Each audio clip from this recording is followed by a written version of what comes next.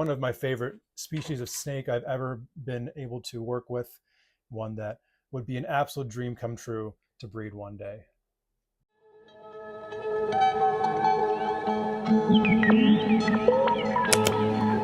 What's going on, everybody? Stephen Kush here on the MorphMarket YouTube channel. So for anyone who checked out the first vlog I did on the channel a few months ago, I showed you guys some of my scrub pythons and my colubrids in the collection. Well, that's not my entire collection. I also have a pretty decent sized group of montane venomous snakes, primarily rattlesnakes and palm vipers. And that's what I'm gonna be showing you guys today. So I'm gonna take you guys on a tour of my rooms and show you some of my favorite animals in the collection. All right, so this here is my rattlesnake room. A majority of my adult rattlesnakes are.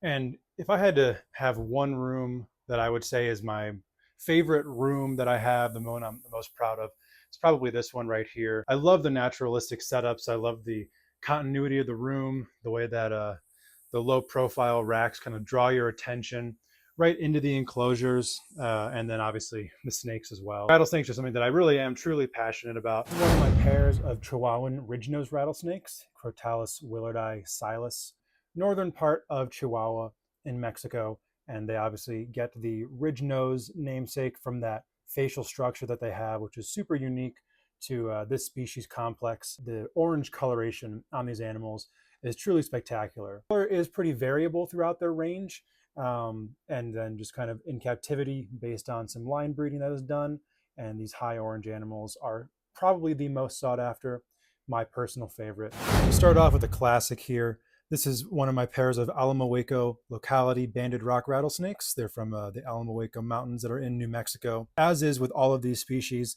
they come from very high elevation. So as you saw in the opening clip, this room does have a window air conditioner to control the temperature in here. At the absolute coldest of the year during the winter, it'll get down into sometimes the upper 40s in this room, but a typical nighttime temperature will be low 50s, and then during the day not even getting back up to 60 degrees.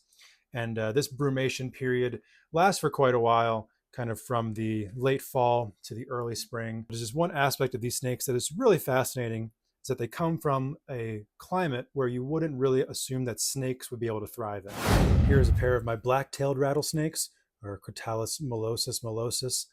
This particular pair, their lineage originates from the Tinajas Altas mountains. But to go off of what I was saying in that previous clip about their temperatures, during the summer it does significantly warm up while they're breeding, while they're basking a lot, while they're kind of moving more, babies are being born, to where during the day they'll hit the mid 70s, still go down into the upper 60s at night.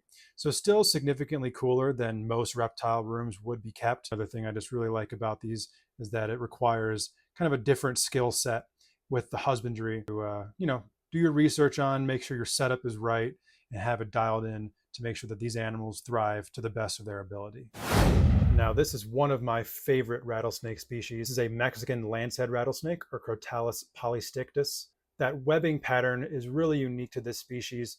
They very much resemble a Russell's viper from the Middle East, like their namesake suggests, share a lot of similar characteristics of the Bothrops lancehead genus, which is why they are known as the lancehead rattlesnake. But another aspect of their care that I am a big fan of is setting up these naturalistic enclosures. They don't necessarily need that to thrive, but I think it is the best way to keep them. They'll exhibit a lot of natural behaviors, but also is a lot more safe for the keeper as well. I'm completely hands off as far as actually touching the animals go, but as far as the maintenance itself is concerned, I rarely, if ever, remove my snakes from the enclosures.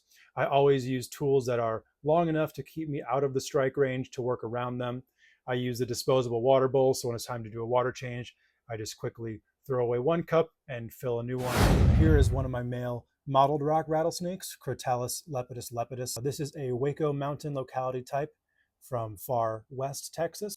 This is the Texas variety of the rock rattlesnakes. Another aspect of their care that is really important is their basking spot. So I use the 25-watt mini halogen domes for their basking spot. It only comes on for a limited period during the day. During the brumation cycle, I kind of slowly ramp down the amount of time that they get with their basking every day, ramp back up as they're coming up. But during the peak of the year, that basking spot may only be available to them for 6 or 7 hours a day. So this snake here is probably the pinnacle of my venomous collection. This is a Del Nido Ridgenose rattlesnake, Crotalus willardi amabilis. and they are one of the least common rattlesnakes you can find in captivity for lots of different reasons. One being that reproduction with this species has been historically very, very difficult. So for me to be able to find this individual and have him for the collection was a dream of mine from when I started acquiring rattlesnakes. And he was actually my first rattlesnake I ever acquired. Kind of a funny thing to get your dream species as the first individual in the collection, but nonetheless, here he is. And I just absolutely love this snake. So banded rock rattlesnakes are one of my favorites from the montane rattlesnake complex. And they're the species that takes up the majority of the numbers of my collection, where I have 10 different localities of this species. But this guy right here is my favorite banded rock rattlesnake in my collection. This is my male Zacatecas locality banded rock rattlesnake. And obviously what makes him so special is that mint green coloration. The lighting is not exactly showing it perfectly, but those bands are actually a chocolate brown coloration instead of black, like most of them are, and just absolutely a phenomenal looking snake all around. This here is one of my San Luis Potosi rock rattlesnakes. What's very cool about these snakes is that they are actually a natural integrate between two different species of Mexican rattlesnake, the Tamaulipan rock rattlesnake and the Querétaro dusky rattlesnake. And they have a really, really variable look to them, insanely diverse color palette. This guy obviously has some red, orange, yellow, blue markings on him. They can be green, have some black, brown, yellow, pink, really whatever you can imagine in a wide variety of patterns. Banded like this, striped, a mix of the two, makes this species one of the most exciting and interesting rattlesnakes to work with. So here's another one of my prized possessions of the collection. This is a Mexican dusky rattlesnake, or Armstrong's rattlesnake, Crotalus armstrongi. This is another species that is pretty uncommon in the US hobby. This one and the female that I have were imported from Europe. But what makes this guy really special is this high yellow coloration. A black and brown species, these white speckles are very cool and exist on a lot of these animals, but this line that throws these high yellow individuals is one that is not too common in the US trade.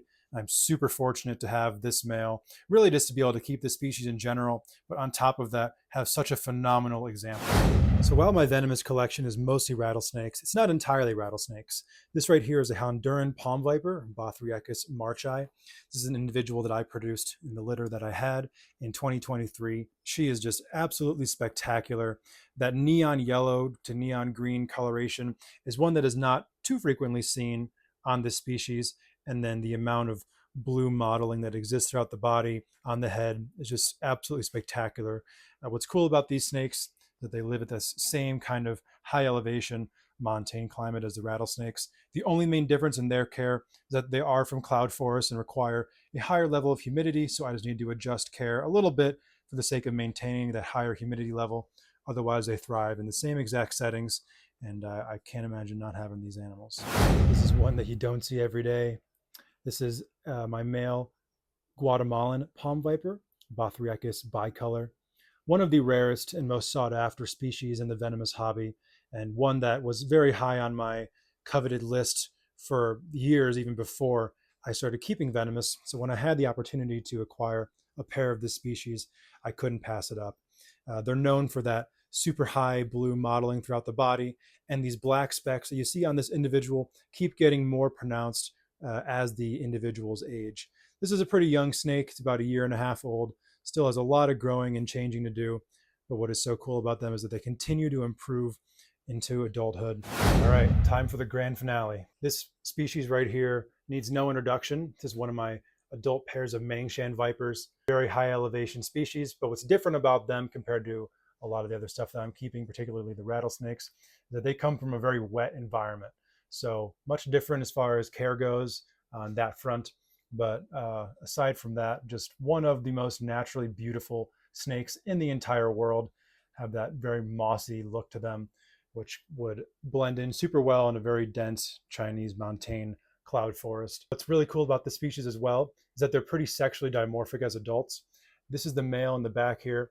You can see he has pretty defined pattern where the brown and green is pretty evenly demarcated, to where the female, they kind of blend together, a little bit more of a monotone look, even though once you look closer, you can see the difference. Babies look like how the males do, except brighter. They kind of dull out a little bit over time, and then the female sexual dimorphism kicks in at about 2 or 3 years old. One of my favorite species of snake I've ever been able to work with, one that would be an absolute dream come true to breed one day. All right, everyone, thank you for checking out that video. If you liked it, please subscribe here on the MorphMarket YouTube channel for a new vlog coming out from some of the best keepers in the entire world every single week. I'm on Instagram at Scrub Shepherd, Stephen Kush on Facebook, Stephen Kush or Kush Reptile on YouTube as well. I drop a video every single Friday on my collection. I also have a podcast every Wednesday night on the Trap Talk Reptile Network called Kush's Corner. With all that said, thank you guys for checking out this video.